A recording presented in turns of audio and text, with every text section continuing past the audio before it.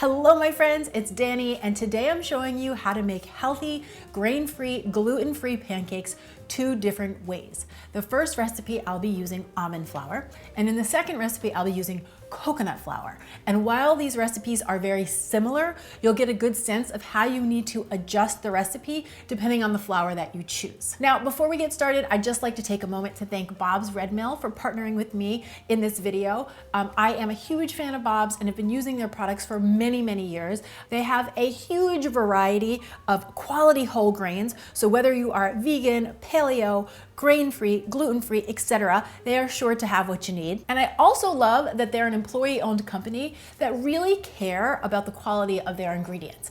And it is my pleasure to let you know that they are offering everybody in the Clean and Delicious community 20% off all of their products online. All you have to do is visit the link that I have for you down in the description box below, and when you check out, be sure to use code CLEAN20. Now, keep in mind that this link does expire on April 30th, so be sure to take advantage of it before then. I would have to say this would be a wonderful time to stock your pantry. The three gluten and grain-free flours that I'll be working with today are almond flour, coconut flour, and tapioca flour. Tapioca flour is a starchy, slightly sweet flour that comes from the cassava plant, and it works really well as a thickener, so I love adding it to grain-free batters like what I'm going to be making today. Okay, so let's get started with the almond flour pancakes.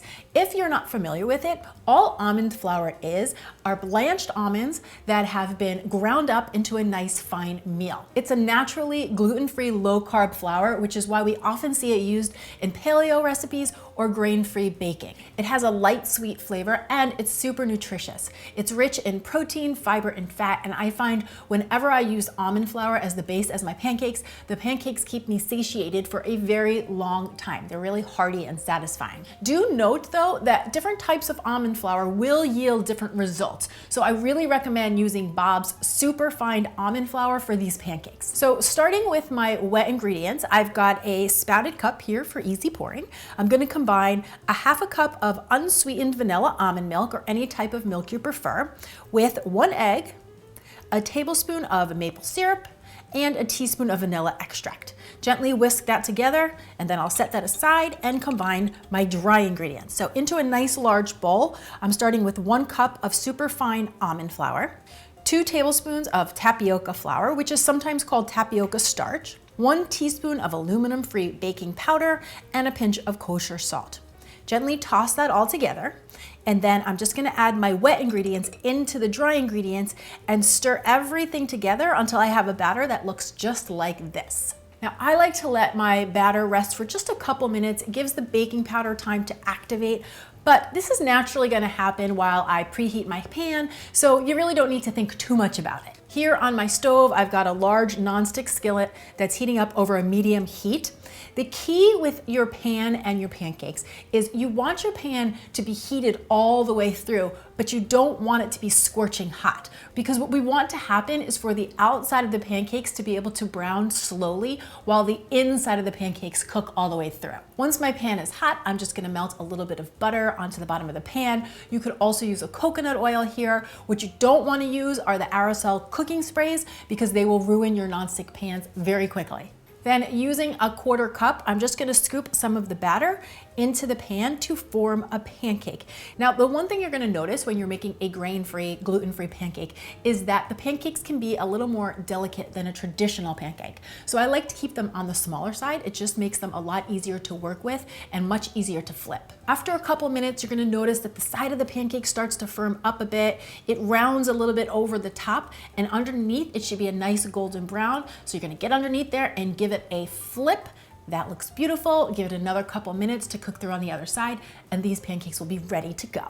Then you're just gonna repeat this until you've worked through all your batter. You're gonna end up with somewhere between 6 and 8 pancakes. When your pancakes are done, you can top them with whatever suits your fancy, but personally, I love some sliced bananas and maple syrup over the top of these almond pancakes. These pancakes are so good. They are hearty, the almonds have a natural sweetness to them, and somehow they still manage to remain fluffy. That is delightful. Okay, so let's move on to our coconut flour pancakes, shall we? Now, coconut flour is another flour that is rich in protein and rich in fiber, and it's a really great option for anybody wanting a gluten and grain-free pancake that is also nut-free. Plus, it tends to be a little bit lighter than the almond flour pancakes because almonds are naturally very rich because they are loaded with healthy fats. Now, coconut flour is made from the pulp of the coconut. It's actually what's left over after they make coconut milk. So they dry it out and then they grind it up into this very fine, soft flour, which happens to be perfect for making light, fluffy pancakes. Now, because coconut flour has such a high fiber content, when you use it in your recipes, the recipes tend to call for less flour and then more milk and or eggs. So into my spouted cup, I'm starting with 3/4 of a cup of unsweetened almond milk, 2 eggs, 1 tablespoon of maple syrup, and then a teaspoon of vanilla extract. I'll whisk that all together. We'll set that aside, and then into a nice big bowl, we're gonna mix the dry ingredients. So I'm starting with 1/3 of a cup of coconut flour. You'll see that it's significantly less than how much almond flour we used, right? So we've got less flour, more liquid. 2 tablespoons of tapioca flour. Remember, that's gonna help to thicken the batter up a bit. 1 teaspoon of baking powder, and then a pinch of kosher salt. I'm just gonna gently toss all of these ingredients together, and then I'll pour the wet ingredients into the dry ingredients and slowly mix this all together until I've got myself a batter. Again, I like to let this sit for a couple of minutes. It allows the baking powder to activate, plus the coconut flour, because it's so absorbent, you'll see that the batter actually thickens as it sits. As for cooking your pancakes, it's all exactly the same. So I've got some butter melting in my pan, and I'm just gonna scoop the batter into nice small pancakes, being careful not to overcrowd the pan. Once they begin to form, you can see that those sides are setting up. We've got that roundness over the top. So that's how we know we're ready to flip. Just go ahead and get underneath the pancake. Try to use the side of the pan to help you out a bit and flip it over. If you get a messy one, like I did, just let it be. If you try to move it around, it's gonna get even messier. So if it lands in the wrong place, just let it be the right place. Once you've worked through all the batter and your pancakes are all cooked up and ready to go, again, you want to choose your favorite toppings. Now with the coconut flour pancakes, I just love some fresh berries over the top, and of course, a drizzle of maple syrup. But do note they're also delicious with a shimia of almond butter or peanut butter. And for all my meal prep friends out there, #6 to start, these would be fantastic to add to your weekend meal prep. You could just double or triple the batch, let them cool completely, and then transfer them into an airtight container, and they will happily last in your fridge for nearly the entire week. They just won't last that long because you're gonna eat them all, if you know what I'm saying. Oh, the coconut flour makes such a light and fluffy pancake. It's almost airy. That is one light and fluffy pancake. You guys have got to give these a try. And so naturally, I'm sitting here on the edge of my seat like, which one are you gonna try first?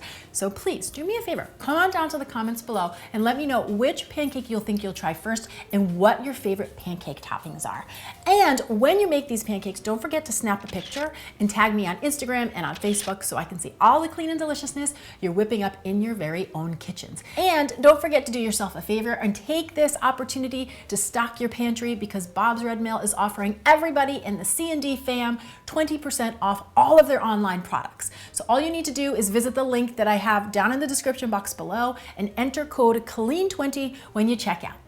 Thank you, my friends, so much for watching. I'm Danny Spees, and I will see you back here next time with some more clean and deliciousness. Cheers.